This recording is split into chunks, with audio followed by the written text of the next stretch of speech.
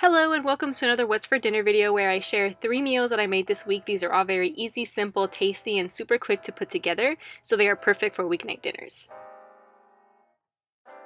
I started the week with some ground turkey style bulgogi. I actually found this recipe on YouTube a while back when I was trying to find a way to make ground turkey that didn't taste that bad. I'm not the biggest fan of ground turkey, but I know that it's really healthy, so I try to make it as often as I can. And once I found this recipe, I have not made ground turkey any other way. Here I'm just slicing half of a white onion, and this was a really strong white onion, so I know my knife skills are not the greatest, and they were even worse because the onion was just stinging my eye so bad. But I sliced half of that onion, and I also sliced about 3 scallions. I removed the whites from the greens, and I started to saute all of the white onions and the scallions together. I sauteed them for a few minutes, and in the meantime I also started to prepare my sauce. So in my sauce I'm going to add a few garlic cloves. I added way more than you need. I think a tablespoon or so would be fine. I ended up adding like 5 garlic cloves in here because I love garlic. I also added about an inch of grated ginger. I grated that right into the measuring cup. And then I'm also going to add a 1/4 cup of brown sugar, a 1/4 cup of soy sauce, a tablespoon of sesame oil, and a tablespoon of this rice vinegar. And I'm just going to mix everything right up and set that aside. Now I'm going to start cooking up my ground turkey. So I'm just going to add the ground turkey in here. This is the kind of ground turkey that I use this time around. I don't really have a favorite brand or anything. I kind of just buy whatever's on sale. So I'm going to cook the ground turkey just until it's all turned this kind of grayish brown color, which is not the most appetizing, but trust me, it's good. And before the liquid evaporates, I'm going to add the sauce and then mix everything together and just have it simmer for a few minutes until all of that liquid evaporates. And as it simmers and the liquid starts to evaporate, you're going to start to hear like a sizzling sound, because that's like the oil that's in there and the fat from the ground turkey that's starting to kind of brown this turkey, and it turns it into this beautiful brown color that is a lot more appetizing and you don't typically see with ground turkey. So now that it's done, I'm just going to add some scallions, some sesame seeds, some sesame oil, give that all a good mix, and this is pretty much done. And I served it with a side of white rice and some greens, cucumber, carrots, avocado, and lots of sriracha on top. For this next meal, I made some quick pasta with some Italian sausage, and I would typically take the sausage outside of the casing and kind of cook it like I would ground beef, but my husband requested that we try cooking the sausage whole and then slicing it into the pasta, so I decided to give it a try. So I just cooked up the sausage according to the package instructions. It's 5 minutes or so, just turning from side to side and then adding some water, covering it, and letting it steam. In the meantime, I started to boil some of my pasta water. I added salt to the water, and then I also prepared my broccoli. I added some salt, some pepper, and some oil. I tend to go heavy on the salt. I'm trying to get better at that, but this broccoli did end up turning a little bit saltier than I wanted it to, but that's okay. I also had some garlic bread in my freezer that I had made a little while ago, and I pulled that out and set it next to the broccoli so that I can cook it together. I ended up cooking the broccoli for about 10 minutes and then gave it a stir and then added the garlic bread and then stuck it back in the oven for another 10 minutes at 425 degrees until it was done. And then I also started to prepare the rest of my ingredients. So here I have some basil that I'm just roughly chopping. I would have liked to use more basil, but this is all that I had left over, so I ended up adding some dried basil as well.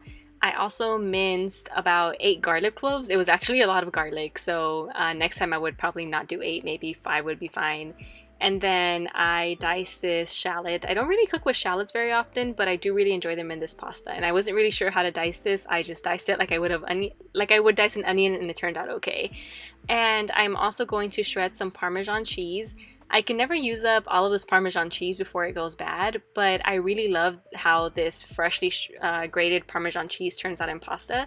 So I typically just stick the rest in my freezer, and it is typically good to go once I'm ready to use it again. I started to cook my pasta once the water was boiling, and then at this point the sausage was done, so I went ahead and removed that from the pan and put it on a cutting board to get ready to slice.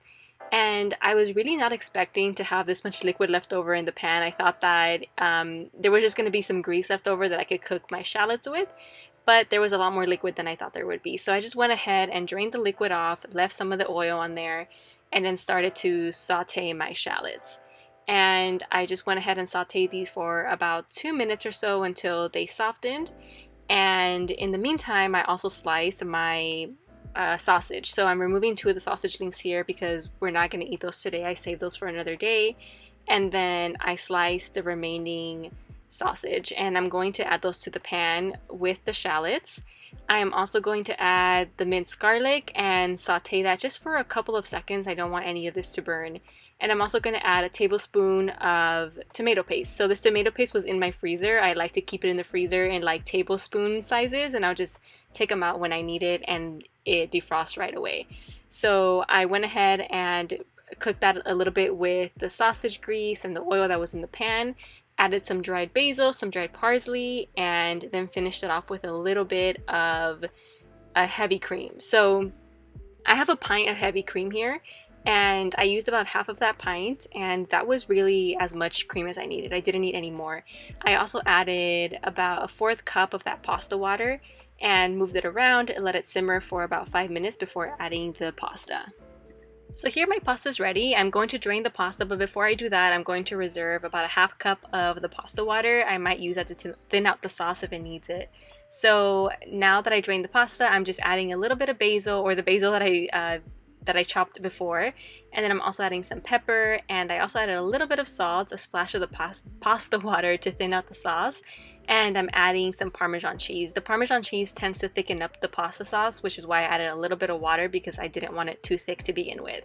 Then I added all of the pasta back in and gave that a stir, and then topped it with a little bit more cheese, and that was it. This was so good. I served it with that broccoli and the garlic bread, and it was delicious. This last meal was my lazy meal of the week. I always include one meal that's easy to put together because even though I really like cooking, sometimes I just really don't feel like cooking. So today I decided to make a stir fry. I diced about 1.5 pounds of chicken breast, and then I'm making a really quick sauce, and I'm kind of winging the sauce here. So I added some soy sauce. I also added some ginger powder and some garlic powder because I was too lazy to work with actual fresh ginger and garlic, but I'm sure that would have tasted better. And then here I'm kind of eyeballing about 3 tablespoons of brown sugar. I'm not sure if that was 3 tablespoons or not, but I didn't want to get my measuring spoon out. And then I mixed it all together and I tasted it, and it wasn't sweet enough for me, so I added a little bit of honey because I was almost out of brown sugar.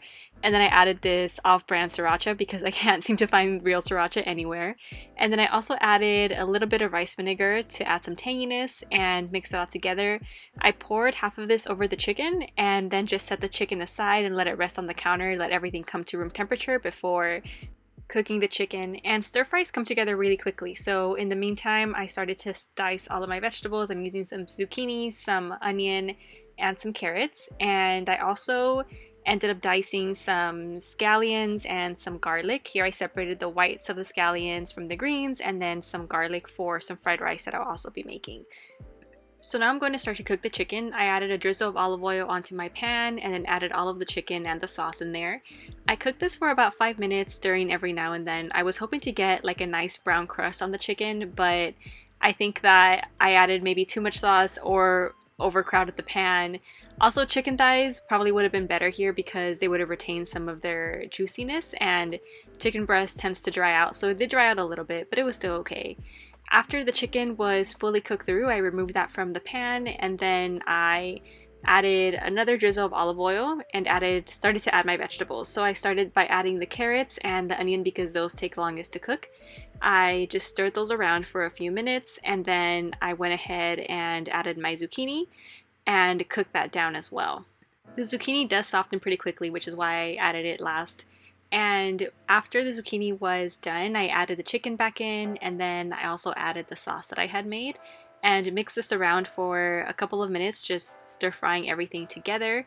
And then I noticed that the sauce was a little bit runny and I wanted it to be thicker, so I added some cornstarch or some water, made a slurry, and then threw that right in there, stirred it all together, and I finished it off with a little bit of sesame oil, and the stir fry was done. I decided to make some fried rice to go along with this, so I started to whisk together 2 eggs. I whisked them really well so that the eggs would come out as fluffy as possible, and I cooked them on this hot pan with some butter. I find that butter makes really fluffy eggs, so I wanted to use butter this time. And I didn't want to overmix here, so I'm just carefully kind of folding the eggs over, and I started to kind of scramble them towards the end, and once they were done, I removed them from the pan before they overcooked. And I don't know what happened to the rest of my clips, but I added some olive oil, added the scallions, added some frozen peas and frozen carrots, and cooked that until it had softened. And then I added a little bit more oil, added some garlic, and sauteed the garlic just for about 10 seconds so that it wouldn't burn. Then I added another little pat of butter, and now I'm going to add in my rice. So this is cold rice that I had left over from when I made the turkey style bulgogi earlier in the week. So I had some leftover rice that day, I just put it in the fridge, and now I'm taking it out and kind of using my hands to crumble all of the rice in there.